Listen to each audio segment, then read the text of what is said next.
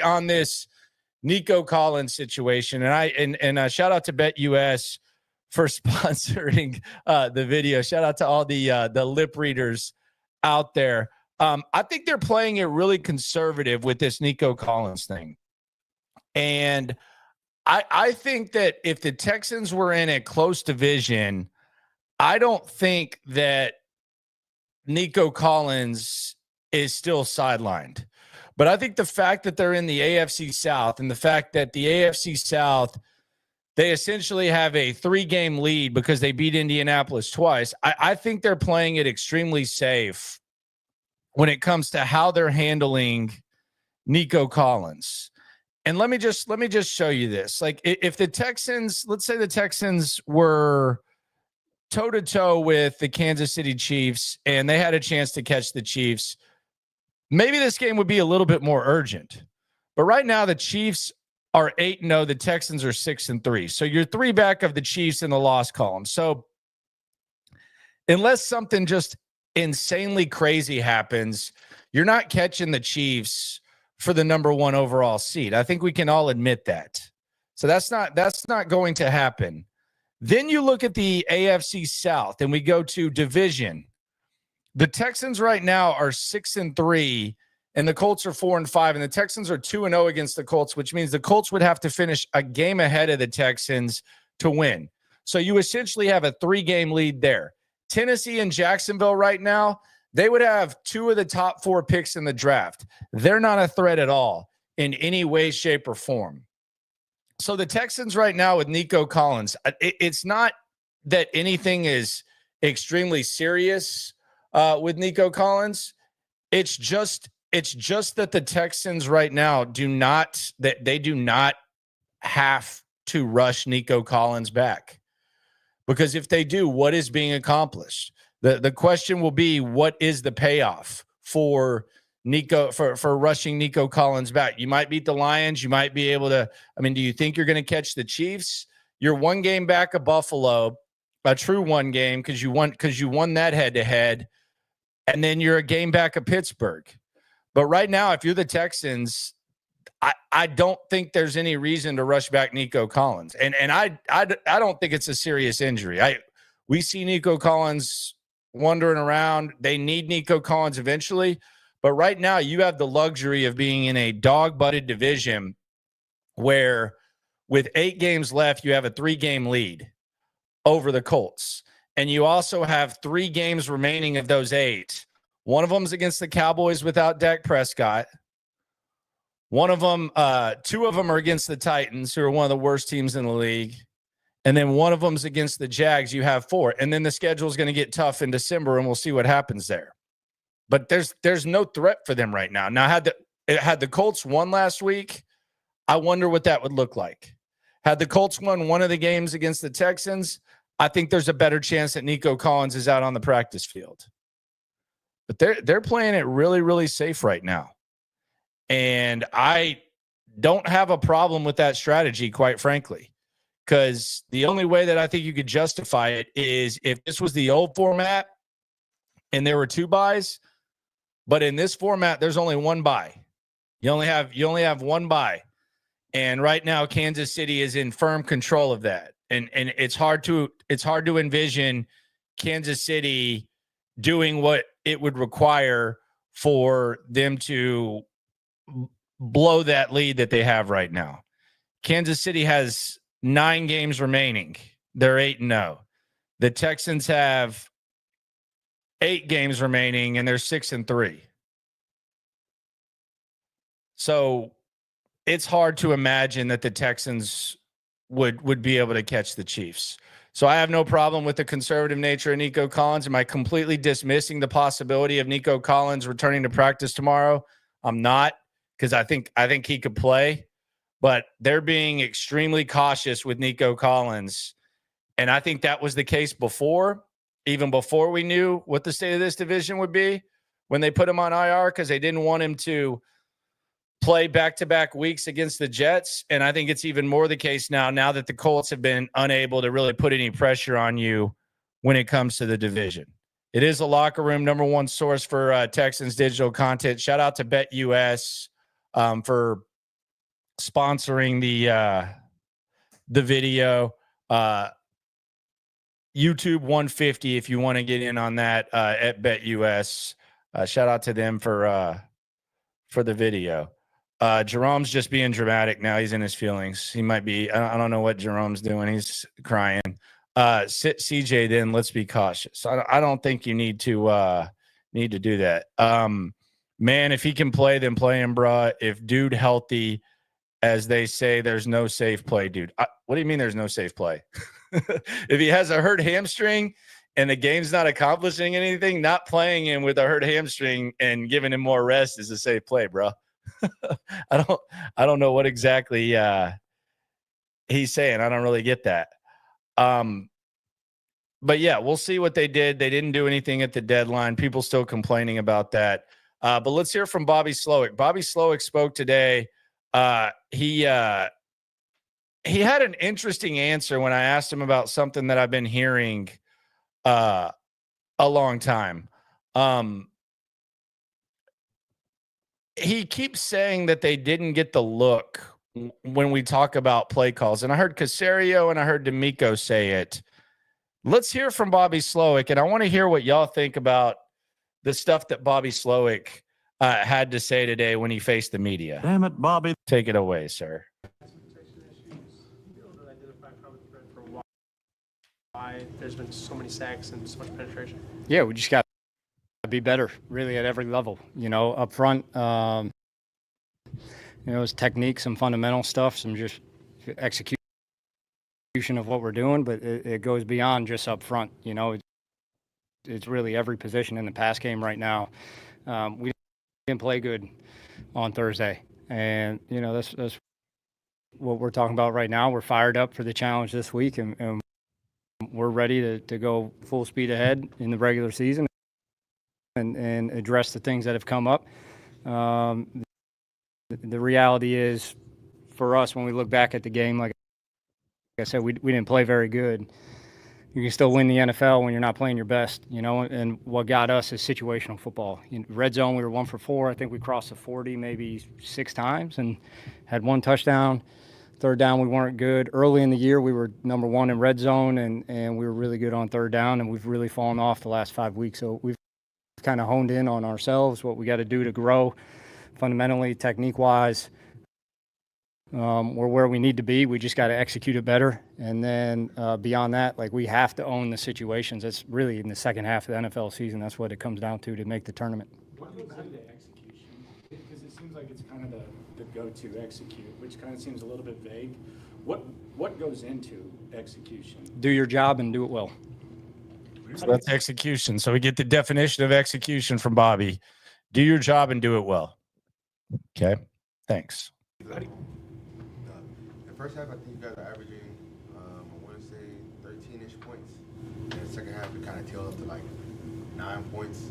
What do you think is the biggest reason why you guys can start really well in the first half and then it kind of teeter off in the second half? Yeah, I'd say it all is I bet you if you look at situational football, it's going to be very much the same. It's going to be in the first half, we're good at situational football. In the second half, we're not executing situational football well enough. There's no, people like to think there's some secret sauce between the first half, the second half. There's all these adjustments that happen. Everybody makes adjustments. We've talked about it before. You have subtle things that happen within a game. There's not one thing a defense is doing in the second half that's different than what they do in the first half. We're not doing our job as well, and that's been an emphasis for us for 3 weeks, and we got to keep straining on that. The last 3 weeks you just mentioned in your job, what have you changed over the last 3 weeks that you've adjusted? A lot. Just how to put people in positions that we think can help them be successful. I think that we've honed in on what exactly we got to do going forward this last 8 weeks, and that's what we're going to do.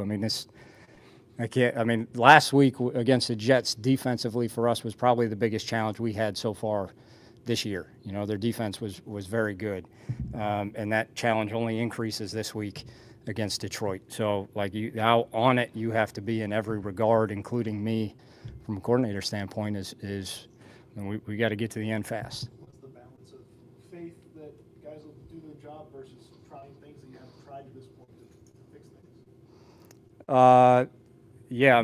Obviously everyone that's here, they're here because we believe in them. And that's from the top down. You know what I mean? From D'Amico all the way down to people in the support staff. So we're going to do everything we can as a coaching staff to help players. We're going to do everything we can. We're going to do everything we can as a coaching staff to help each other. And again, like really where we're at, we have a very clear vision for what we're doing and where we're going. And we lost a game that was one we know didn't go the way we wanted, and we had some ops in there that we didn't take advantage of. But at the end of the day, it's what is it now? An 18 game, 17 game, right? I'm skipping ahead. 17 game regular season, and you're going to have some ups and downs in that. And you just got to be able to keep pressing forward. So right now, our focus is one game at a time. Do what we can to make the tournament. Bobby, we know what type of quarterback CJ has been and what he can do as far as accuracy, as far as being able to manipulate the pocket and things like that. What have you seen these last couple of games? It looks like sometimes he's holding the ball too long. Sometimes it sounds like looks like he's hearing footsteps, maybe seeing ghosts because of the amount of pressure. What can you do to help relieve some of that? We got to be better across the board. We got to be better up front. We got to be better in the backfield. We got to be better at receiver. We got to go back to the trust we built in OTAs and training camp. Okay. Play action is in terms of the way the defense. Watch him dunk on Aaron respect Wilson what Joe here. Mixon's doing. Play Is action. that something that you feel like can be incorporated more? Would you Being a like fan of to this. utilize that ideally? I think we have one of the higher play action rates in the league. But I mean, it's definitely one of the things we believe in here, and we will continue to incorporate for sure. Joe, he's been on a roll. What have you seen from the way he's running the ball, probably as well as anybody in the league? He very much exemplifies what we believe as far as Texan mindset. You know, he plays fast, he's physical, he's tough, and he makes sure. We'll get into this Nico debate in a sec. I'm liking what y'all are throwing out there in the chat. I think it's a good discussion to have. We'll get to that in a sec, but let's get back to. Damn it, Bobby. You know it and you see it every time he touches a rock and everything he does. That includes out in practice. How he approaches the meetings, you know, he goes about it the way everyone in the Texan organization should go about it. CJ said he has to get back to having fun. As the offensive coordinator, what does that mean to you? A lot of times in the NFL, you know, fun correlates to doing well, you know, so I mean, I know that's but it's just the reality, right? We all are blessed that we're able to be in a football organization and do what we do. And we never lose sight of that. I know CJ, just as much as me, is a man of faith and never lose sight of where he's at and how blessed we are to be here. But, you know, when you know you're not performing across the board as good as you can, you know, it's never as fun as it could be, you know. So, again, everything for us ties back to let's reattach to who we are. Let's reattach to what we've done really well for like 5 weeks over the course of the season that we kind of have, you know, lost a little touch with as we've went. Let's re-hone on that and reattach to it, and then let's just keep pressing forward.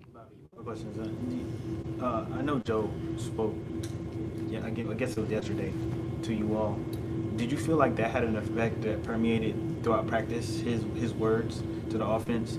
Joe Mixon should be a captain. Like, this is not this. This is the easiest thing. Stefon Diggs, captain, not there. Joe Mixon, clearly the straw that stirs the emotional alpha drink. The guy that speaks to the team when things are flat. Joe Mixon should be a captain this week. They should put the C on number 28's jersey. That should have been done a long time ago. They got to make that happen. Then I got another one. Yeah, he I mean, anytime Joe talks, everyone listens. You know, he's got a track record. You can see it in how he plays. You can see how much he cares. You can see the relationship he has with his fellow teammates. He's big. He's been to the big dance before, you know, so his words are really needed for everybody. And just understanding what it takes, understanding how hard it is, understanding even though sometimes you want to get too high or get too low, you can't. You got to find a way to stay as even keel as you can. And again, everything is one game at a time and doing everything we can to get into the tournament. Just one follow. Just you all were able to get Tank over 100 yards this time. What did you feel like was the difference in getting him more open and deeper passes versus previously? Yeah, I mean, it's not like we did anything different. You know, he took advantage of some matchups and some plays worked out where, you know, we'd given him plenty of opportunities in really the last 3-4 weeks. And sometimes, as I mentioned before, like you can't control the coverage. Coverage is dictated that we can't necessarily work it. And it worked out this past game where we were able to go utilize a matchup.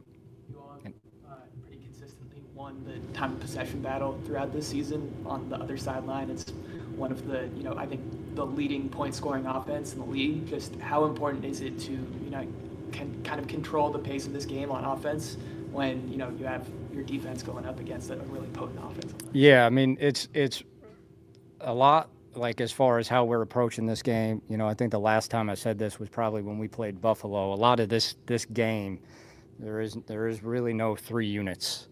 This is everybody working together in this one.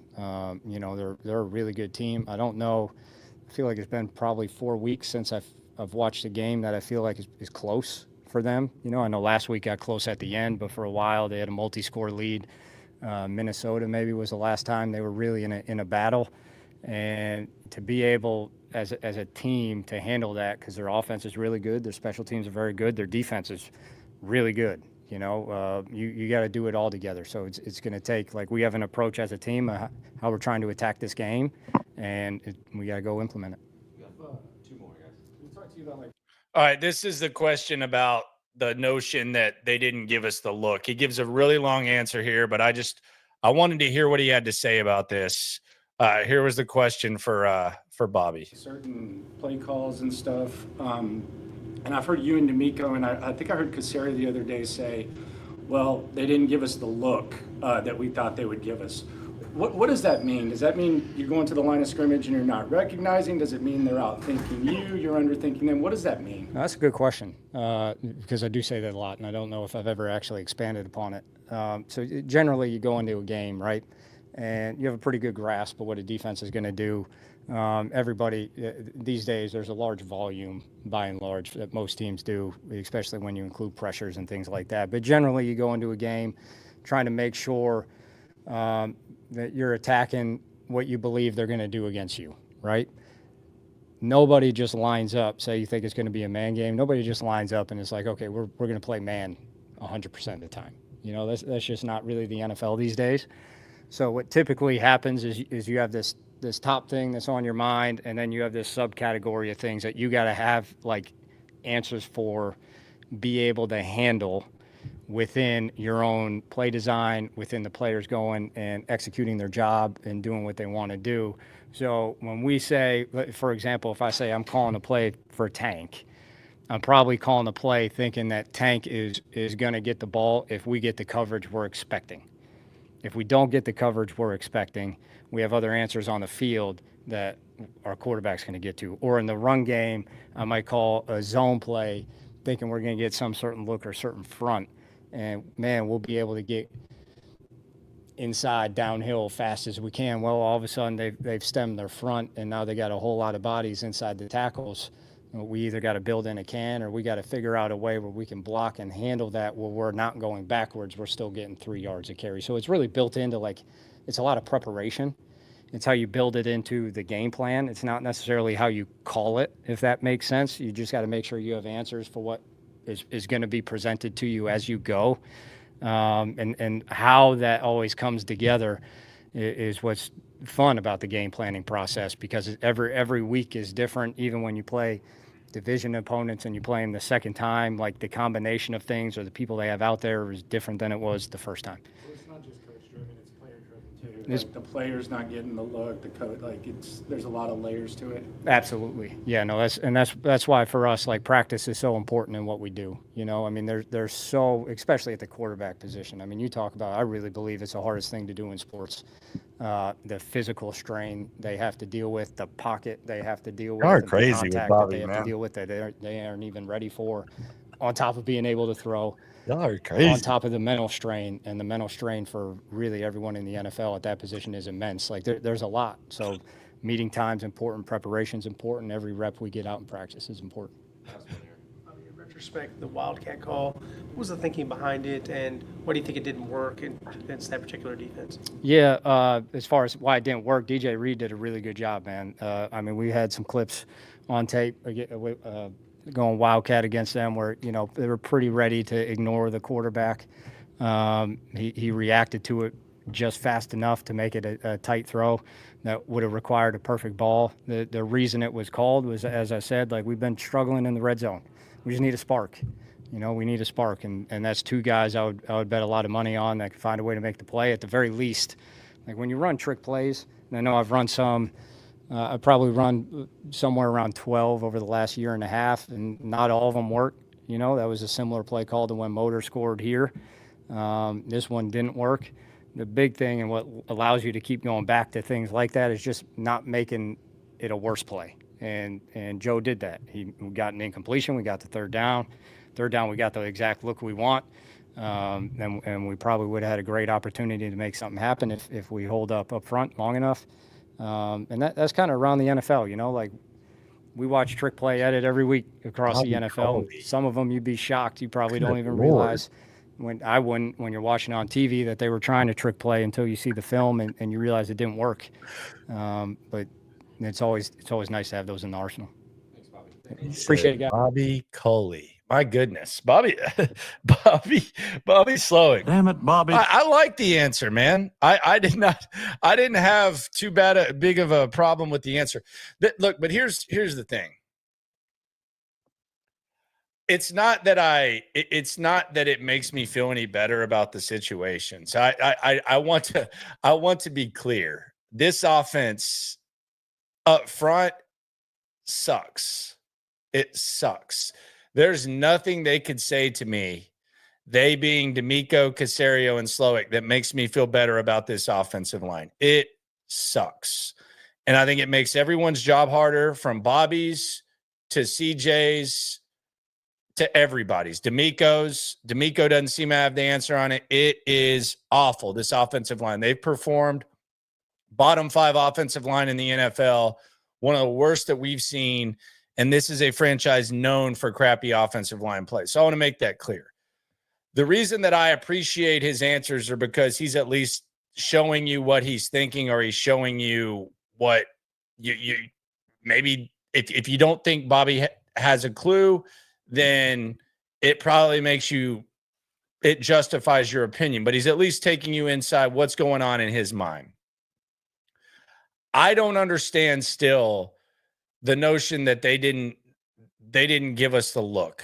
I think he's essentially saying you prepare for what the defense's tendencies are going to be. You can adjust accordingly. There can be there can be options where a player can have a number of options as to what to do. An offensive lineman can know who to block, and they can disguise it. So I think there's a lot of layers to they didn't give us the right look. I just don't know which one makes the offensive staff look better. So when I say I like to hear Bobby Slowik's answers, I'm not sitting here saying, damn, you know what? I feel really good about this offense now. No, I don't. And it would be foolish too. I think you'll feel better about it when Nico Collins comes back, which we'll get to in a second. But I like that he at least tells us what he's thinking. Do I feel better about it? No. But I think it really just comes down to this offensive line stinks.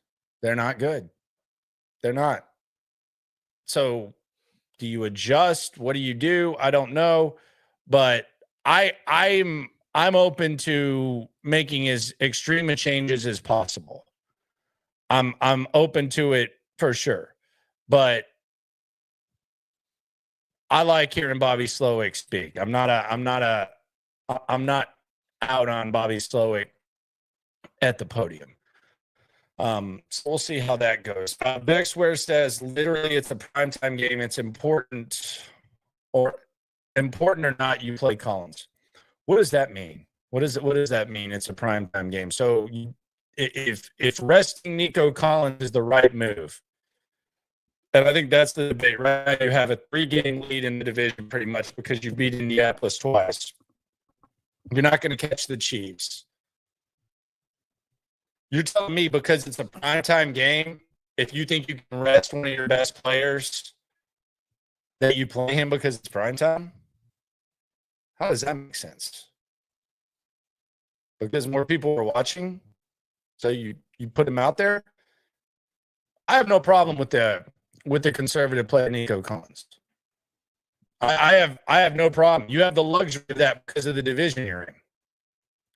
I don't think a primetime game should matter as to whether or not you're going to play Nico Collins and whether or not you're going to rest him. Texas boss says Nico's had soft tissue injury since he came into the league. Yes, he has. That was one of the things about that contract talk and that contract extension, which ended up looking okay. I think the concerns of Nico Collins have kind of played out, and the optimistic outlook of Nico Collins played out in a big way. So I think it's kind of met in the middle where the contract. Early on, people were saying, "Well, you got to steal with Nico Collins," and then Nico Collins did what Nico Collins has unfortunately done for a large percentage of his career. So I think it kind of evened out. But yeah, he's had the soft tissues injury since he came into the league. That's a fact. So I mean, I think that goes back to perhaps being cautious with Nico Collins. Kay Hogan says Houston fans have been soft and weak. Good to see we've grown up. I don't know what that means. You mean holding them to a higher standard, not being pleased? I'm not sure what that means. H-Town forever, man. We only winning the division, and that's it. Nothing more. I mean, you're looking at the rest of the teams, and if you win the division, you're going to host a playoff game. Would I pick the Texans to go to Kansas City and beat the Chiefs? Hell no. Do I think they could beat Baltimore? Hell no. I don't. I think that offense would give the Texans fits, and they've kind of owned the Texans. Although I do think it's nice to get them on the short week Christmas. But you beat Buffalo. They did add Amari Cooper. Pittsburgh, and then the Chargers. I think you can make a little bit of noise. Maybe it's similar to last year. Do I think this team is playing like a contender? No, but I mean, yeah, they might just win the division, but I think that's just kind of what it is. But I have no problem resting Nico Collins. I have no problem. If they want to rest Nico Collins, I have no problem with it. They have the luxury of doing it. And then you got the Cowboys, no Dak Prescott. By the way, the Colts, you look at the Colts schedule. So when are the Colts going to gain ground on the Texans?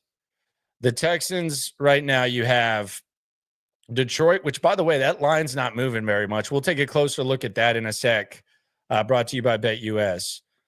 But you got the Lions, you got the Cowboys, and then you got the Titans. So your next three games, you got arguably the best team in the league. Then you got the Cowboys, who suck, and they got Cooper Rush playing. They have no run game. The receiving core is terrible, too. The offensive line's not good. And then you have the Titans, who are one of the worst teams in the NFL, on November 24th. And then you got the Jags, and then you got the bye. So you have two of the four worst teams in the NFL in the Titans and Jags. You have the Cowboys without Dak Prescott, and before that you have the Lions. So you're kind of creeping up on the soft part of the schedule right now in the next 4 weeks before the bye. Now let's look at Indianapolis, and let's try to figure out how is Indianapolis going to gain ground on the Texans. The Colts got the Bills this week. They're going to New York to take on the Jets, and then they got the Lions. So there's nothing there that tells you that the Colts are going to even attempt to threaten you right now in the division. Now, is winning the division at 9-8 some sort of accomplishment? Absolutely not. We've experienced that a lot, and it's not anything to really like celebrate or anything like that. But if you want any chance of flipping the switch, any chance of getting into the tournament, playoffs, whatever the hell you want to call it, and CJ Stroud pulling off some sort of heroics, you're going to need Nico Collins. And you're going to need to win the division. Indianapolis is providing no threat. And they could very well lose their next 3 games. They're going to be underdogs in their next 3 games. Texans are going to be favorites in 3 of their next 4. They're probably going to be favored at Jacksonville. They're definitely going to be favored against the Titans. They might be favored at Dallas without Dak Prescott. Do you think the Texans can beat the Lions with Nico Collins? I mean, maybe. I mean, as I said, the betting line is acting pretty strange.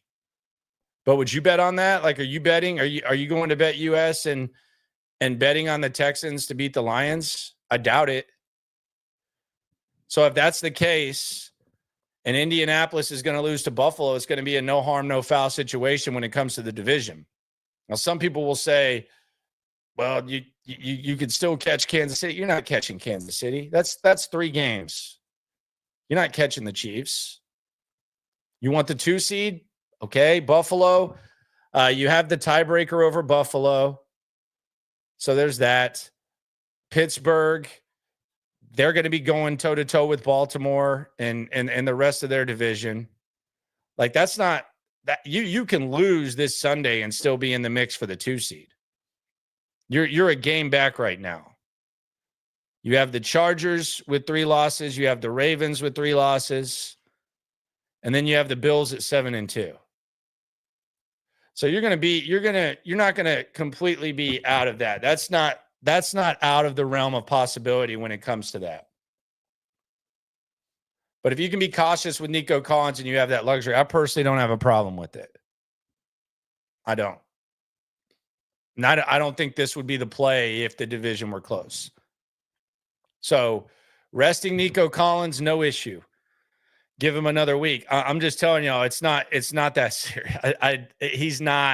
It's not like Nico Collins is going to be out for an extra month or something like that. I can assure you of that, unless they just get extremely cautious. But it's not anything where you're going to be down the stretch without Nico Collins. He's going to be fine. And the reality is, for some reason, this betting line isn't moving. It's the same thing that we saw with the Jets. Sometimes stuff happens that's just really, really weird. I can't explain it. I wouldn't bet on the Texans to beat the Lions. For some reason, that betting line's not moving, not even without Nico Collins. Matter of fact, it's gone a half point in the Texans' direction. I don't know what the hell's going on. I agree. You need Nico in the long run. 100%. Again, there wasn't any setback. There wasn't anything like that. They're playing it very cautious. We'll see if Nico's on the practice field tomorrow, but if they want to play it cautious, I have no problem with it. It is a locker room #1 source for Texans digital content. Let's go to BetUS real quick. Someone's asking, what is the line? No idea what's up with Will Anderson. Haven't seen anything with him. The line is 3.5. So we'll go to BetUS. We'll go to the prop builder. I'm going to put together a parlay right now for this game. I'm not touching that line with a 10-foot pole. And I'm not taking the over 49 either. Although, I mean, it's always fun to bet on the over. But I'm not doing that. Houston total points over 21.5. We're going to take that. Might be risky, but we're going to take that. No Aiden Hutchinson. So we'll take the over 21.5 points. We will go to the passing TDs. We will take Jared Goff over 1.5 passing touchdowns. And we'll take CJ Stroud too. Over 1.5 passing touchdowns as well. And we're at plus 425 right now. So 4-1 bread. So a little bit of a back and forth between those two. We're going to go to the receiving yards. We're going to take Jahmyr Gibbs over 17.5. I think he can probably get in the open field. And we are going to take, Laporta's 35.5. St. Brown, they're not putting the Texans up because there's no Nico. St. Brown, 70.5 in the slot. Yeah, we're going to have to take that. So we're going to take Gibbs and St. Brown. Mixon, do we have Mixon rushing yards? Let's see what Mixon's rushing yards are. Joe Mixon rushing yards, 81.5. Don't love that. Don't hate it, but don't love it. And that's what we're going to do right there. And that is a 16-1 parlay right there. 5 things. We have Goff over 1.5 touchdown passes. CJ over 1.5. Texans over 21.5 points. And then Gibbs 17.5 receiving yards. St. Brown 70.5 receiving yards. 16-1. How about 50 to win 850? Let's place that parlay. If you want to make that bet, YouTube 150 at BetUS. I'm going 50 to win 150. So Goff over 1.5, CJ over 1.5, Texans over 21.5 points. And then the Gibbs and St. Brown. I think they're gonna find work in the slot. It's kind of where I'm at there. BetUS promo code YouTube 150 if you want to get in. Tony asks, why play CJ if you're going to be conservative and not play Nico? Because CJ doesn't have a hamstring injury. CJ needs to get in a rhythm. He doesn't have a hamstring injury. What do you mean? I mean, and CJ needs to get in a rhythm. He needs to play well. I mean, if CJ had a hamstring injury where he was out 4 weeks, then maybe. But it's not the same thing. You know, it's not like Nico Collins was playing and then you said, hey, let's sit out. He hurt his hamstring. So, yeah, do I like putting CJ Stroud in harm's way? I don't. But it's a little bit different when a guy already has something tweaked. But I mean, I get what you're saying. There's really not this game doesn't have as much to accomplish. Betting against the Texans, I didn't bet anything against the Texans. I bet against their defense. I think Gibbs has close to 20 receiving yards, and I think St. Brown in the slot is a scary thought. A real scary thought, St. Brown, 70.5. But I took the Texans over points. So people wanting to sit out CJ, hey, whatever. I mean, I'm not even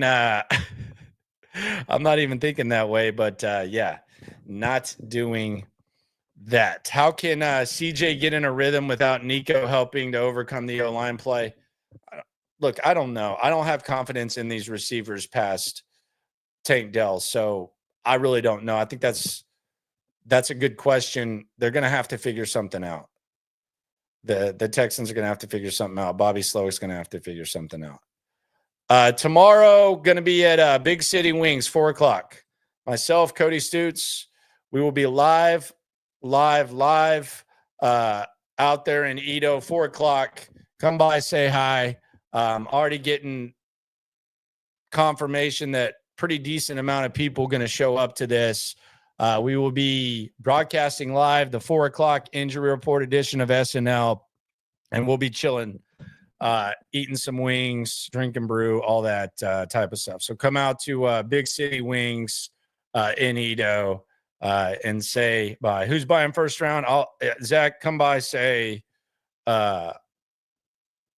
you heard about this yesterday in the locker room. I got you the brew. Gotcha. Whichever brew you want.